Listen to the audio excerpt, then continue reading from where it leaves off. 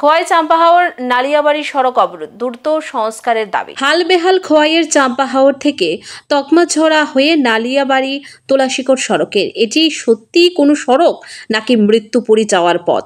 জিজ্ঞাসা সাধারণ মানুষের।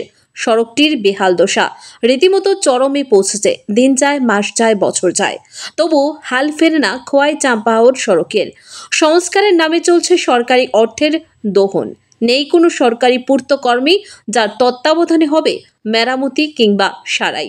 সম্প্রতি 5 মাসের আগে সড়কটি সংস্কারের দাবিতে সংঘটিত হয় অবরোধ।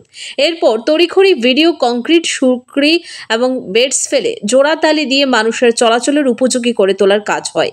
কিন্তু ভোগান্তির একশেষ অবস্থা। পূর্ত দপ্তর নীরব দর্শকের ভূমিকায়, কুম্ভকর্ণ প্রশাসন, ধৃতরাষ্ট্রের ভূমিকায় স্থানীয় জনপ্রতিনিধি অর্থাৎ বন দপ্তরের মন্ত্রী অনিমেষ দেববর্মা। উঠেছে প্রশ্ন, আজ আরও একবার রাস্তাটি সংস্কারের দাবিতে আশারামবাড়ি বিধানসভার এলাকার চাম্পাহাওরের মানুষ ও জনজাতি গোষ্ঠীর জনগণ সড়কটি অবরোধ করে। তাদের দাবি শীঘ্রই রাস্তাটি সংস্কার করতে হবে।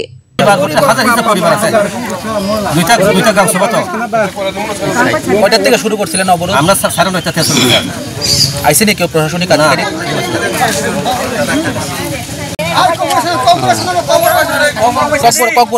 Sini lama sing asik kebai ke sing bahai ke tong sinai ba. Sini sing no lama kahamari nai. Sing himna nanggo. Sing abri hamya ke mah Himalaya sing asik. এখন আপনার দাবি কি? রাস্তা বানাতে না হলে অবরোধ চলবো না? চলতেছে তো।